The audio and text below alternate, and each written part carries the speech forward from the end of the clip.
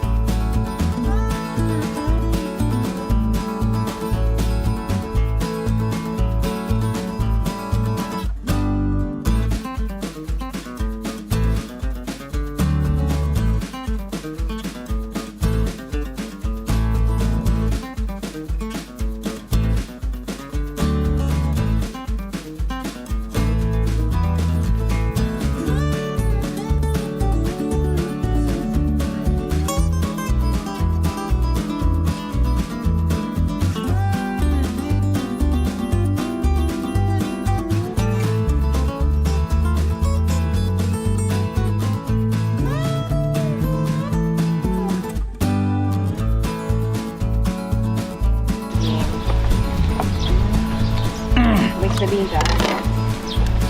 I-toss ko na lang muna lahat. Okay. Pag kailangan, alam sa tayo. Yan. Yung Sour kanina. Sour cream. Mustard.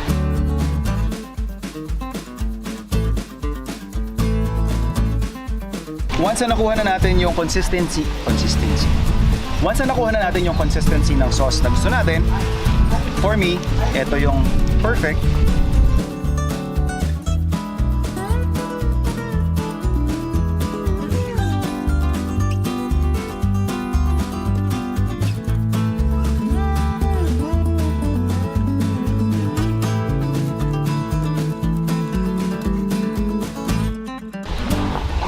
Ayun na naman.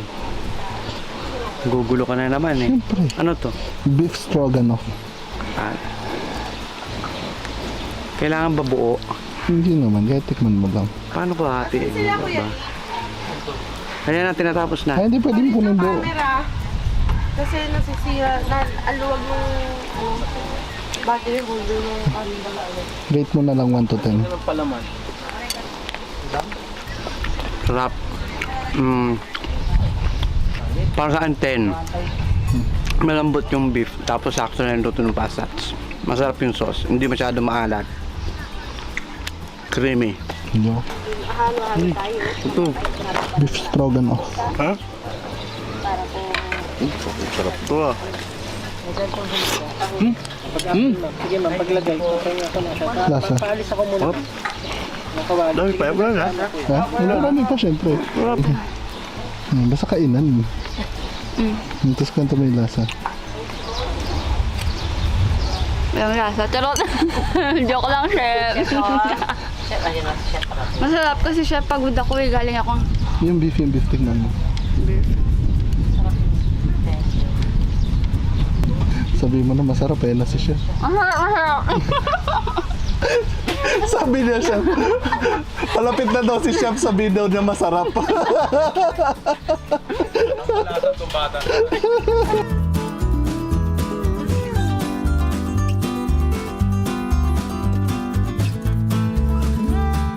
Take care of your health. Tama ang mga naging desisyon mo sa buhay. Keep it up. Huwag mong i-stop yan. Huwag na wag kang mawawala ng tiwala sa Diyos. Sana mas ginalingan ko pa. Mas naging maingat sa lahat ng aspeto. Hello mga kapuso, ako po si Michael De Mesa. Ang story behind itong picture na to ay actually isang photoshoot para sa isang magazine na hindi ko na maalala kung ano.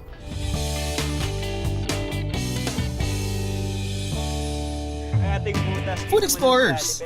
Matapos ang coffee experience ni Michael sa Mamonaco Kohi, ay sasamahan niya pa rin tayo maghanap ng food trip destination. Dito pa rin sa Scout Ralios, Quezon City. Kakaibang combination din ang ino-offer ng food establishment na nahanap ni Michael para sa atin. Dahil ang pinagsamang chicken inasal at cocktail drinks ang binibida dito sa Chickies Inasal.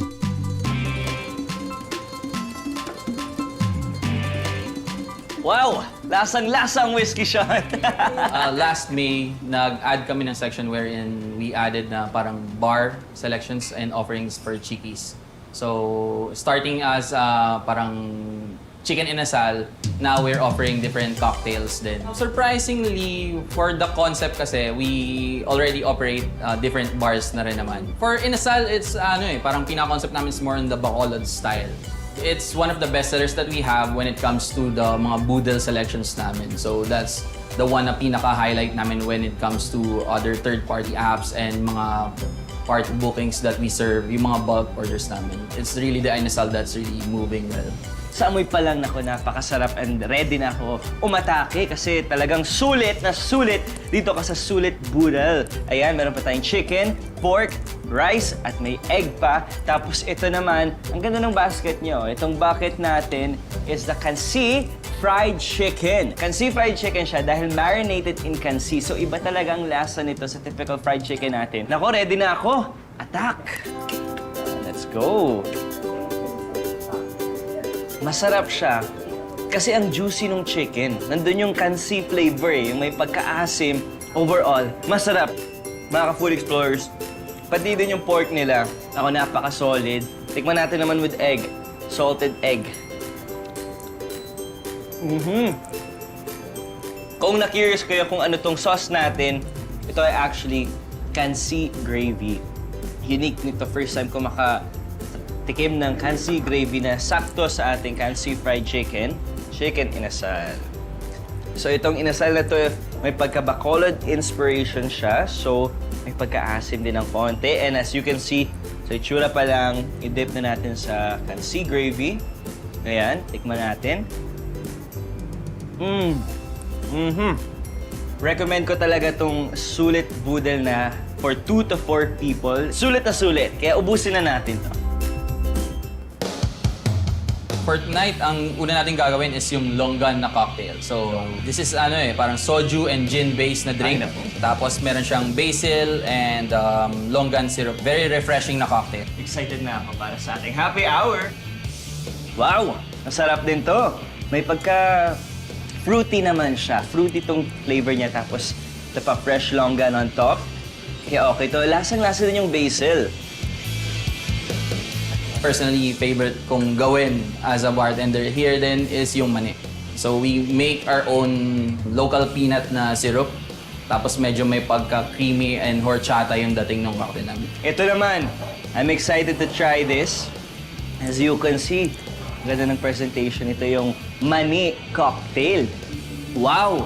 Mas stronger siya, pero yung aftertaste niya, lasang-lasa mo yung peanut, which is very cool kasi nga ito yung mani cocktail na very unique and interesting. May peanut brittle on top, napaka-creamy, parang pina colada na may mani. Solid. Since we're offering local beers here, we managed na gumawa ng beer tales wherein instead of using mga local spirits, we use local beers to create a cocktail.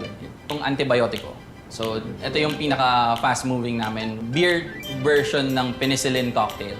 And tikman na natin, tanggalin natin ang ating whiskey shot. Ayan, haluin ng konti.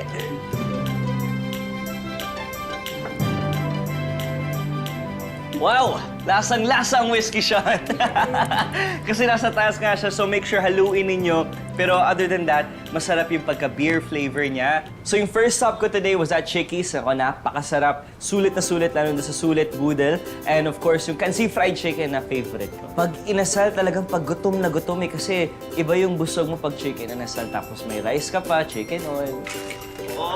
Yung cocktails, nako, lahat sila yung 3 cocktails, iba-iba ang lasa, iba-iba din ang lakas. So, napakasarap kasi unique. So, kung may co-star ako sa Shining Inheritance na sasama ko, yun ang lola ko, si Tita Connie Reyes, para mag-food trip kaming dalawa dito. Food Explorers, ini-invite namin kayo to have the experience here sa Chickies Inasal. We are located at 51C Scout Ralios, Barangay Laging Handa, Quezon City. You can follow us at our social media sa Instagram. It's Chickies Inasal. Wait lang mga suki ah! Wait lang! 4, 3, 2, 1! Unforgettable Christmas shopping ba ang hanap nyo? Perfect ang Noel Bazaar at the World Trade Center for you. It's giving holiday cheer dahil sa exciting performances by GMA Sparkle artists at iba pang special events dito. And shop till you drop sa GMA Celebrity Auction at sa mga GMA Kapuso Foundation ukay-ukay. Tara na sa World Trade Center on November 22 to December 1. Kita-kits mga kapuso!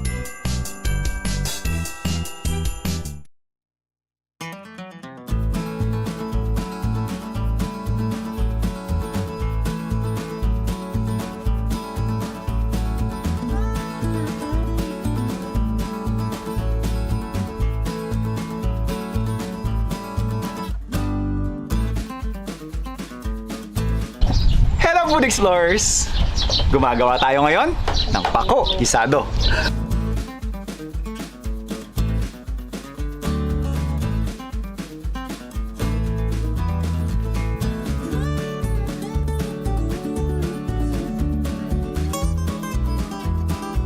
Sa Botanical Garden kasi. Saan ba nakita ko? Cebu ba?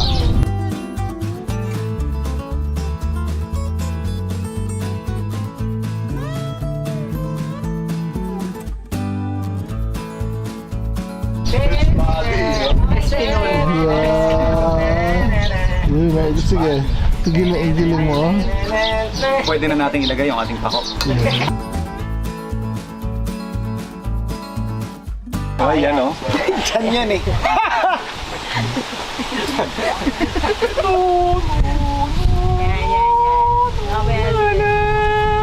Ang creepy ng Maganda picturean yung dalawa dyan. Eto, mas maganda to. May papatingin ako sa inyo. Titikin. Si Arona muna titikin. Teka lang. Teka lang, may pinag-aaway ako eh. Ayun na, titikin na Rona. Titikin Rona. Ayan. Pero nakain kayo ng pako ah. Hindi kayo allergic dun ah. Hindi. Okay. Go. Okay, kain muna.